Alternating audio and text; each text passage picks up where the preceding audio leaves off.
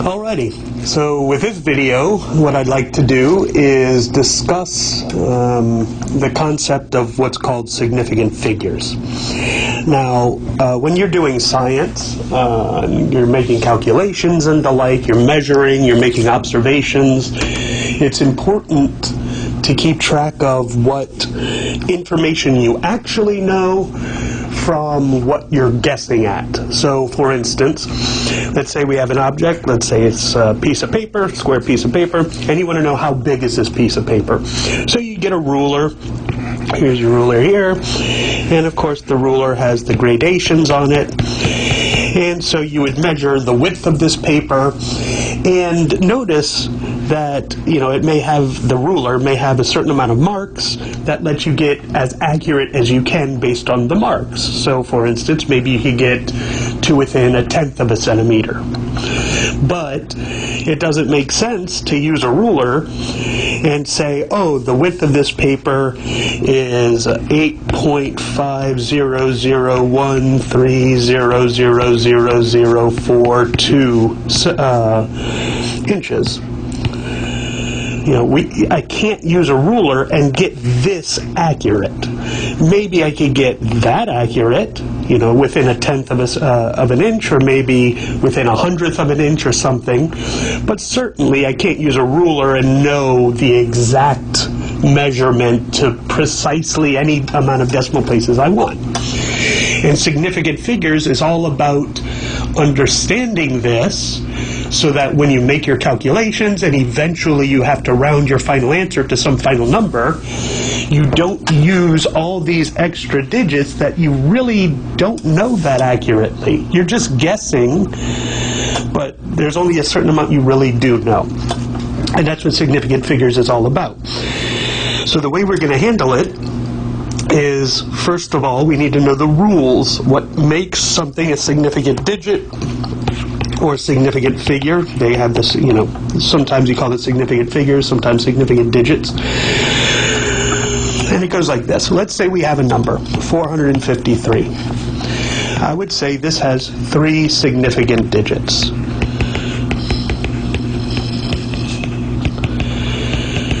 That is to say, each one of these digits in my number, I know precisely. I know exactly what they are. I'm not guessing. Whereas if I say something like 450, well, with this, I definitely know it's 450 something, but is it exactly 450? Is it 450.2? Is it 451, really? And I'm just kind of misreading my ruler. This would say 2 significant digits. Now, how do I know that? What are the rules? The rules go like follows. If you have a number, any non-zero number is called significant. So, first rule. Any non-zero number is significant.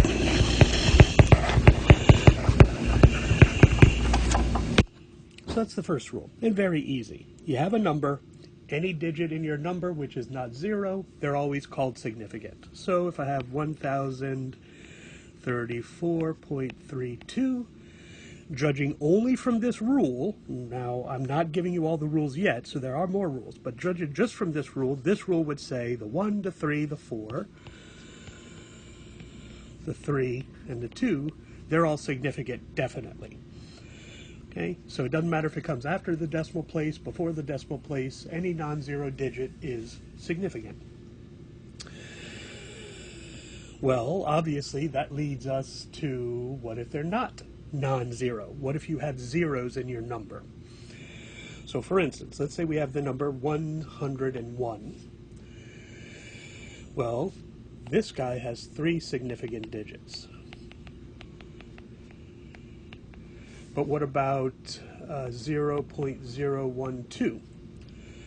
How many significant digits does this have? This has 2 significant digits. What about 1030.1? This has 5 significant digits. So it's like, well, wait a second. Sometimes the zeros count, sometimes they don't. What's the rule here? This rule, rule number 2, says, firstly, any zero between two non-zero numbers or digits. Also, you could say any zero between two significant digits. It's a better way to say it.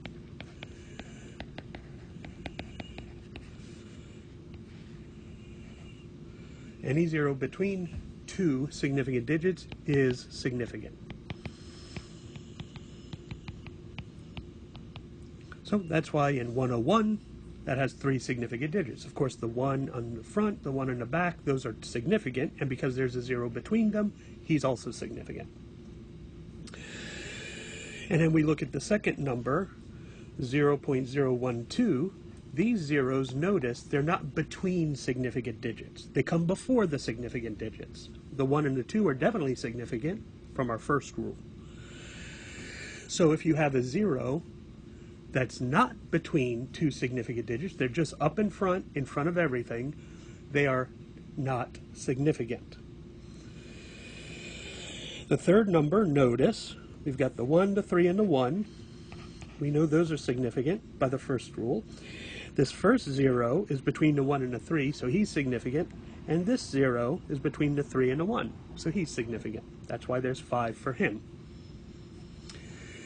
But again, there's some interesting stuff, because if you remember, back here, I said 450. Notice that's 2 significant digits. But that makes sense. Our second rule says it has to be between 2 significant digits. And the 0 comes after a significant digit, but not between 2 of them. So he doesn't count. Now there is another rule that says if we have 200.1 or 200 point, this first one has 4 significant digits, this second one has 3 significant digits. Now you say, well, wait a second. Why is it 200 has 2 significant digits, but 200 point or 200.0 has 4. 200 point has 3. Well, what's the rule here? The rule here says, notice it's the use of this decimal point at the end. Let me not put a 0 there. Those decimal points are telling you, I know for sure that the digit before me is exactly 0. So I'm not rounding, I'm not guessing. It's not like I'm looking at my ruler and I can't really tell if the mark is exactly on the 200 mark or is it like 200.3 or something. If I put this decimal point at the end, I'm telling the person who's reading my notes or my review or whatever it is that it's exactly 200. I know that 0 is definitely a 0, so he's significant. So our third rule is any 0 placed before a direct decimal point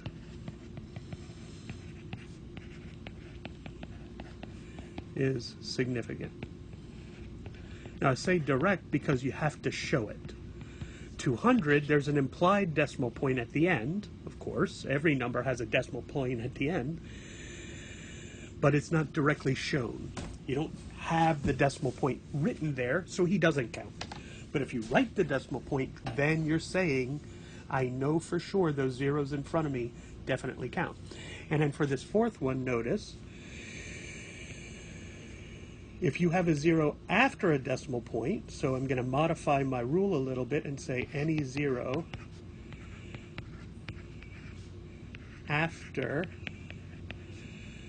the decimal point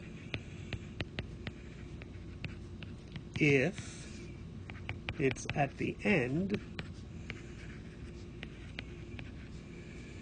of the number is significant.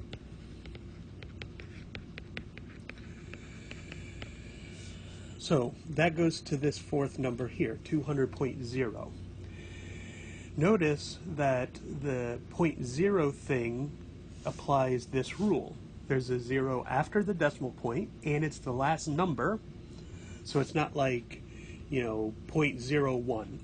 0.01, that's not significant. The 1 is significant, but there's no significant digits ahead of it. So he doesn't count, even though he's after the decimal point. The rule says specifically it has to be after the decimal point, but also it has to be the last number. And here, for this example over here, the 1 is the last number, so no, that doesn't count. But for this one, notice this 0 is the last number after the decimal point, so he's significant. The 2 is significant, of course, and so because these zeros are between the 0 significant and the 2 significant, they're also significant. So that's why he has 4 significant digits. Okay, so a little bit more of a subtle rule. Number 1, if you have a 0 before a decimal point, and a decimal point is written specifically, he definitely counts as significant. Number 2, if you have a 0 after a decimal point and it's the last number, the last digit in your number, he's also significant. So those are our big rules. First rule, any non-zero number is significant. That's obvious. If I write 453, it's because I know it's definitely 453. Now it might be 453.2 or 453.0. I don't know that accurate, but I know for sure there's at least 453. So 3 significant digits. The 450, he's only 2 significant digits because this last 0 there, there's no decimal point behind it, after it. So for the first rule, any non-zero number is significant, always. Second rule says, now that you know that, the zeros, if they come between significant numbers, digits, they're also significant. Okay. The third rule, a little bit more complicated, but not that much. What if we have decimals? And for the decimals, it says any 0 which is after the decimal point, that is, it's a trailing 0. That's the terminology. A trailing 0 after a decimal point. It's the last digit, and it's after the decimal point. He counts as significant. Also, any trailing zeros, that is, any zeros that are at the end of your number that come before a decimal point, and the decimal point is shown explicitly, those are also significant. So let's look at some examples. For example, let's say we have 33.2. How many significant digits does this have? Well, it has 3. It's got 3 non-zero numbers, so 3 significant digits. Okay, what about 330? Well, it's got 2 3s, so 2 non-zero digits, so there's definitely at least 2. Now we got to think about this 0. Is it significant? Well, it's a trailing 0, so it's at the end of my number. However, I don't see a decimal point. I didn't show the decimal point explicitly, so he doesn't count. So this is only 2 significant digits. What about 251? Well, the 2, the 5, and the 1 are definitely significant, so there's at least 3. What about this 0? Well, the 0 is coming between 2 significant digits, so he's significant. So all 4 of these are significant here. All right, what about 0.54? Well, the 5 and the 4 are definitely significant.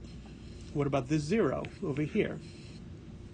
Well, that 0 is at the beginning of my number, and any 0 that's at the very beginning never counts. I don't care if there's a decimal point there or not. If it's at the very beginning, because all I have to do, I could just write as many zeros in front of this number as I want, and it's the same number. So these zeros don't count. So this is just 2. Now what if I have 10.54? Well, now, of course, the 1, the 5, and the 4, definitely significant. This 0, much like the one before it, comes right before the decimal, but the difference here is there's a significant digit in front of him. He's not the first digit. He's not the first number. So because he comes between the 1 and the 5, he counts, so there's 4 significant digits for him. All right, what else? Let's try 240.3020. What do we think about this? Well, okay, the 2, the 4, the 3, and the 2, definitely significant. This 0 is significant because it's between the 2 and the 4. This 0 is significant because it's between the 4 and the 3. This one, between the 3 and the 2. Now, what about this last 0? Well, he is from our third rule. He says if he's a trailing 0, that is, he's the last digit that comes after a decimal point, he's definitely significant. So all of these digits are significant. So we have 1, 2, 3, 4, 5, 6, 7, 8 for him. And so that's what you want to do. To be able to determine if a number is significant or not, or a digit, whether the digits are significant, you follow these 3 rules. Number 1, if the number is non-zero, if the digit is non-zero, then it's significant. If it is a 0, then we have to look at special cases. If it's a 0 that comes at the end of a number without a decimal point, he's not significant. If a digit comes at the end of a number, but there is a decimal point, he is significant, whether that's 0 before the decimal point or not, as long as it's not the first digit. So remember, this 0.54. He's a 0 before a decimal point, but he's a first digit, so he does not count as significant. But if I had 0.05, again, a 0 in front comes after a decimal point, but he's the very first digit, he does not count as significant. Okay, and what was the other rule? Any 0 placed before a decimal point is significant as long as it's not the first digit. So 200.0, these zeros here are significant because they come before the decimal point. They're not the first digit. And also from our second rule, because I know this 0 is significant, as he's a trailing 0 after a decimal point, these 2 zeros come before or between these 2 significant digits, so they do count. So this would be 4. Okay, those are your 3 rules. Non-zero numbers, always significant. Zeros between significant digits, always significant. Trailing zeros before a decimal point that's shown, significant. Trailing zeros after a decimal point, significant. Zeros in front of a decimal point, if it's the first digit, no significant.